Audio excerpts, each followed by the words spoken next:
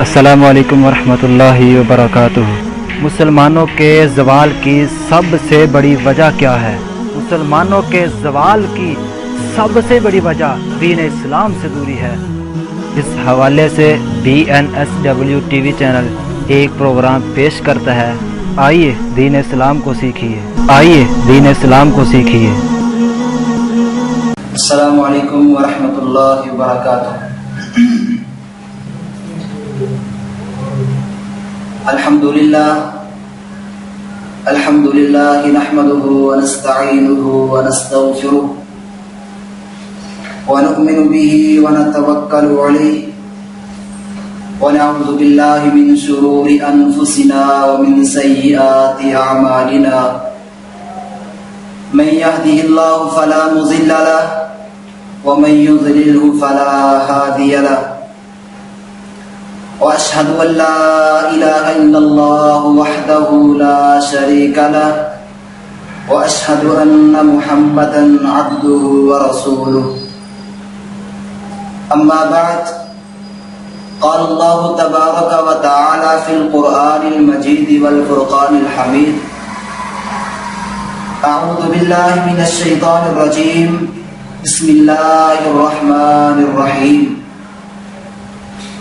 ومن أعرض عن ذكري فإن له معيشة ضنكا ونحشره يوم القيامة أعمى، صدق اللہ العظیم۔ ہر قسم کی حمد و ثنا اللہ سبحانہ و تعالی کی ذات کے لیے، جس اللہ نے سارے انسانوں کو پیدا کیا، جو ساری کائنات کا خالق، مالک، رازق، داتا، گنج بخش، غریب نواز ہے، اور درود و سلام سید الاولین والآخرین جناب محمد رسول اللہ صلی اللہ علیہ وآلہ وسلم کی ذات پر۔ سامعین حضرات، میں آپ احباب کے سامنے اللہ تعالی کے پاک کلام سے جس آیت کی تلاوت کر چکا ہوں، اس آیت کریمہ میں اللہ سبحانہ و تعالی نے ان لوگوں کی سزا کو بیان کیا جو لوگ اس دنیا کائنات میں آ کر اللہ کا ذکر نہیں کرتے۔ اللہ تعالی نے انسان کو اس دنیا میں اس لیے پیدا کیا تاکہ وہ دنیا میں جا کر میری عبادت کرے، لیکن جو اس دنیا میں آ کر اللہ کی عبادت نہیں کرتے، اللہ تعالیٰ نے اس آیت کریمہ کے اندر ان لوگوں کی سزا کو بیان کیا کہ میں اللہ ان لوگوں کو دو سزائیں دیتا ہوں۔ ایک سزا اس دنیا میں اندر، اور دوسری سزا اللہ تعالیٰ فرماتے ہیں کہ کل قیامت کے دن جب میں سب انسانوں کو اکٹھا کروں گا، اس وقت اس انسان کو میں سزا دوں گا۔ دعا کرو کہ اللہ تعالیٰ مجھے اور آپ احباب کو ان لوگوں میں شامل نہ کرے۔ انسان کو دکھ بھی آتا ہے اور سکھ بھی آتا ہے کہ اگر انسان دکھ میں بھی سکھ میں بھی اللہ کو یاد کر لے، اللہ کا ذکر کرتا ہے، اللہ تعالیٰ فرماتے ہیں اے میرے بندے تو مجھے یاد کر، میں تجھے یاد کروں گا۔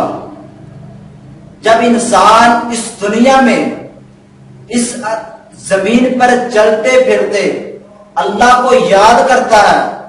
اللہ کا ذکر کرتا ہے، تو اللہ تعالیٰ اس انسان کا ذکر آسمان پہ کرتے ہیں۔ اگر انسان اس دنیا میں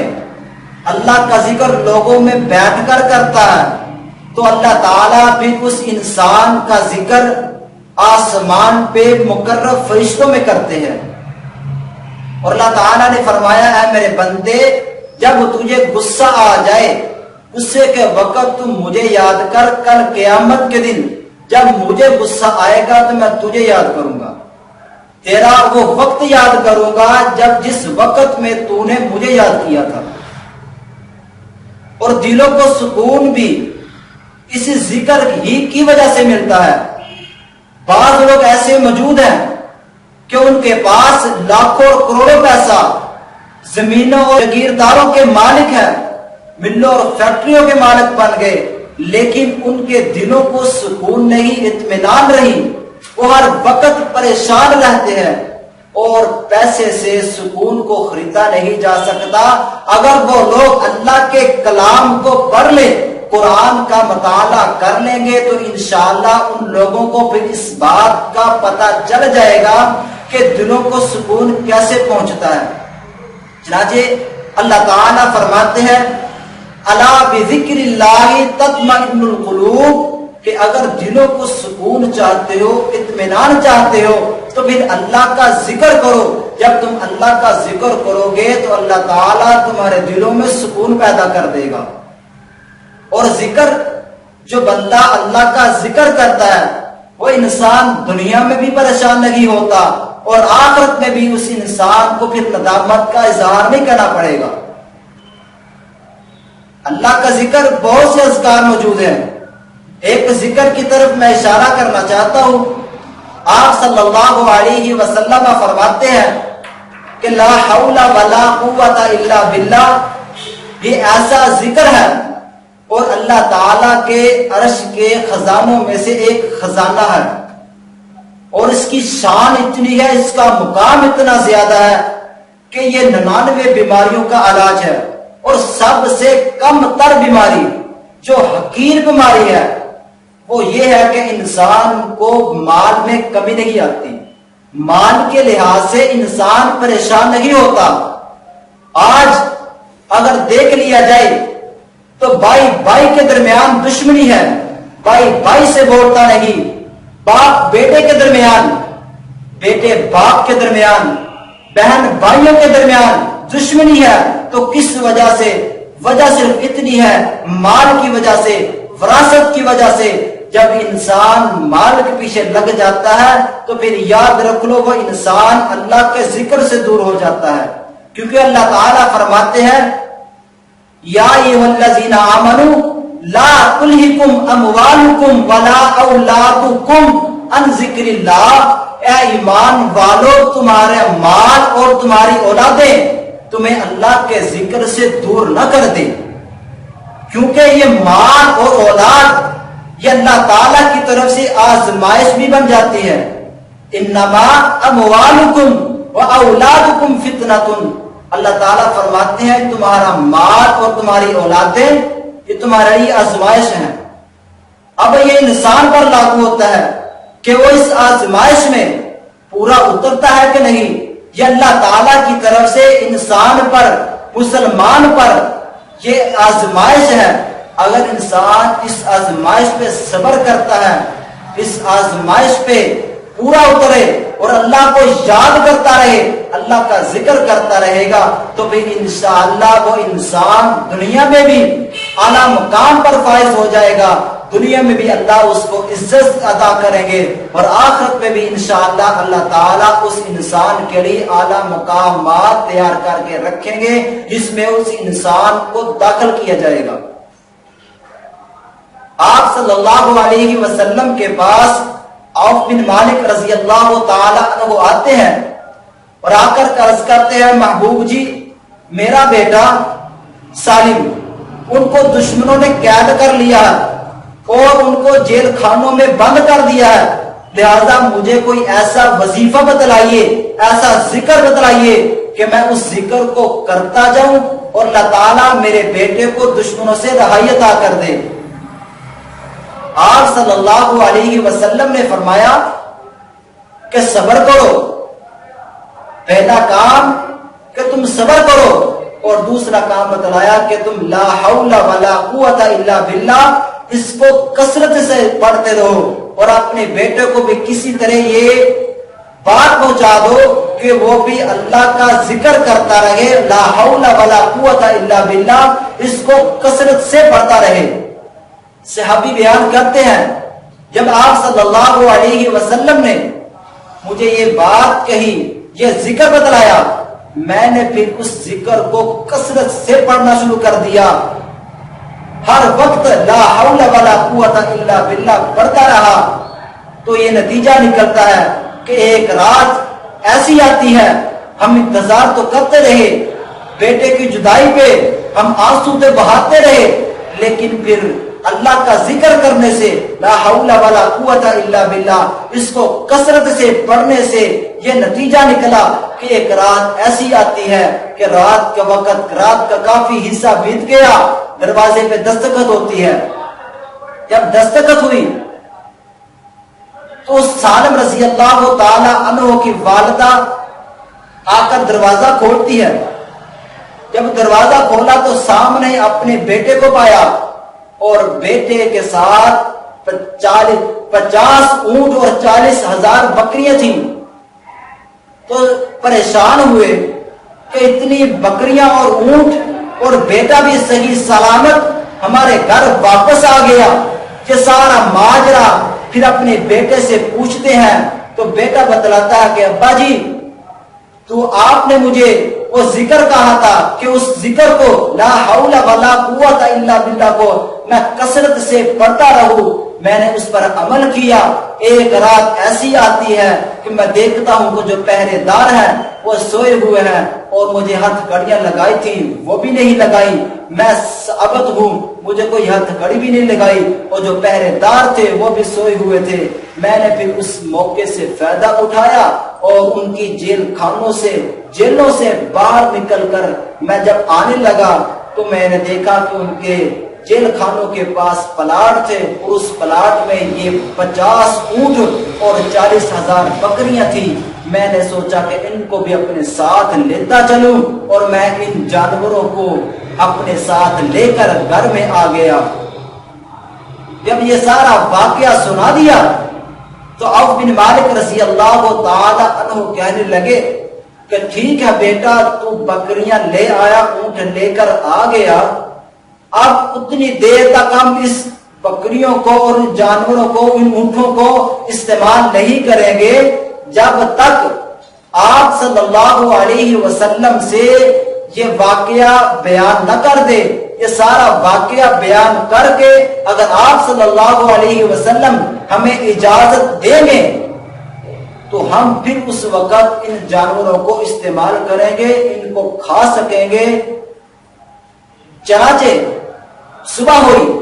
تو عوف بن مالک رضی اللہ تعالی عنہ اللہ کے نبی علیہ الصلوۃ والسلام کے پاس جا رہے ہیں، اور یہ واقعہ بتلایا تو آسمان سے اللہ تعالی نے قرآن کو نازل کر دیا، اور اللہ تعالی کیا فرماتے ہیں؟ فرمایا وَمَن يَتَّقِ اللَّهَ يَجْعَل لَّهُ مَخْرَجًا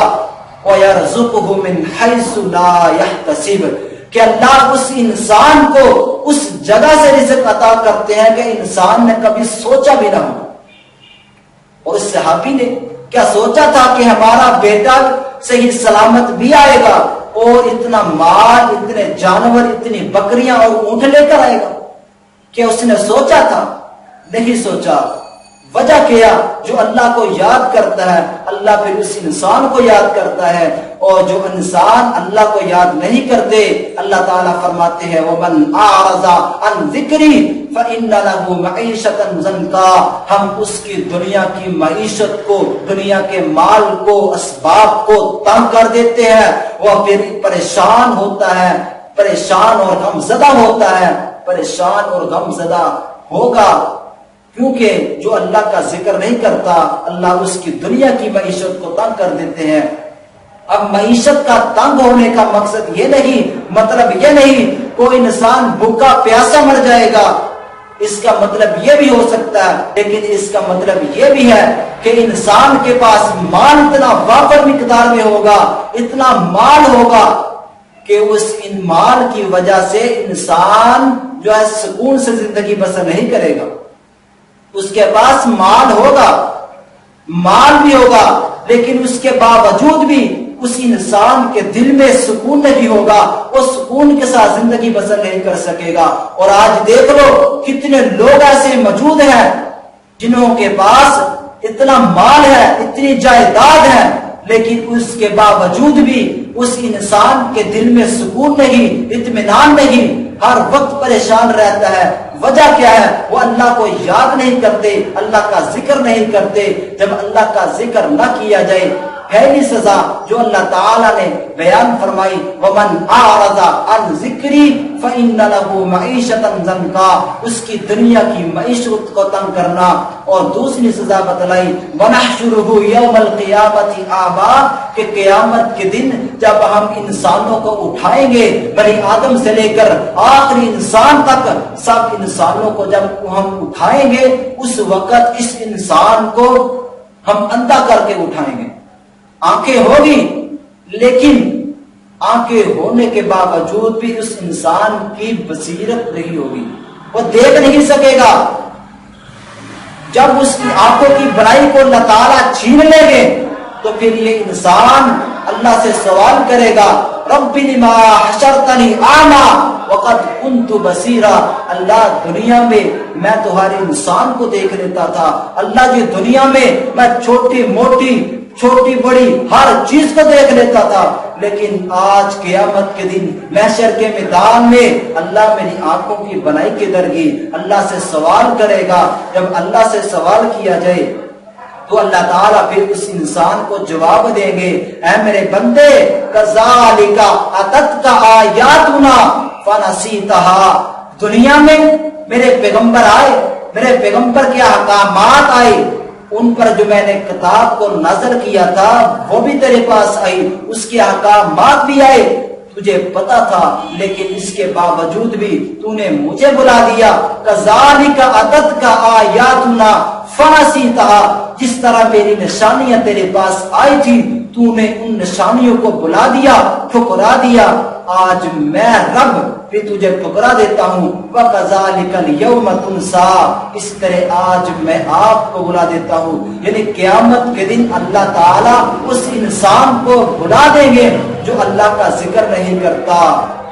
اللہ کو یاد نہیں کرتا۔ لہذا ہمیں بھی چاہیے ہم اپنے مقصد کو پہچانے، ہمارا مقصد دنیا میں آنے کا کیا تھا، ہم دنیا میں لینے کے آئے ہیں، مال اکٹھا کرنے نہیں، جائیداد بنانے نہیں، بلکہ ہم دنیا میں اس لیے آئے ہیں کہ تاکہ اللہ کا ذکر کر لے، اللہ کی عبادت کر لے، اور عبادت کرنے کے بعد اللہ تعالیٰ نے پھر جو مومنوں کے لیے تیار کیا ہے ہم اس کے حقدار بن جائے۔ اس لیے انسان کو چاہیے اٹھتے بیٹھتے چلتے پھرتے ہر وقت اللہ تعالیٰ کو یاد کرنا چاہیے، ہر وقت اپنی زبان سے سبحان اللہ، الحمدللہ، اللہ اکبر، لا حول ولا قوت الا باللہ، اور ایسے کلمات ادا کرنے چاہیے جس سے اللہ کی رضا حاصل ہوتی ہے، اللہ راضی ہوتے ہیں۔ جب انسان پر اللہ راضی ہو جائے، مسلمان پر اللہ راضی ہو جائے، پھر اس انسان کو دنیا میں بھی کوئی پریشانی نہیں، لا خوف علیہم ولا هم يحزنون۔ اللہ آسمان سے پھر یہ اعلان کرتے جاتے ہیں، لا خوف علیہم ولا هم يحزنون، تم پر خوف بھی کوئی نہیں، غم بھی کوئی نہیں، تم سکون سے زندگی بسر کرو۔ لہذا ہمیں چاہیے، ہمیں ہر وقت اللہ کو یاد کرنا چاہیے، جتنی زندگی پہلے گزر گئی اللہ سے ان جو غلطیاں ہوئی ان کی معافی مانگ لیں، اور آئندہ زندگی اللہ کی اطاعت کے مطابق پیغمبر علیہ الصلوۃ والسلام کے احکامات کے مطابق زندگی گزارے۔ اللہ سے دعا ہے کہ اللہ تعالیٰ جو سنایا اللہ مجھے سمیت سب احباب کو اس پر کما حق عمل کرنے کی توفیق عطا فرمائے۔ وما علیہ الا البلاغ المبین۔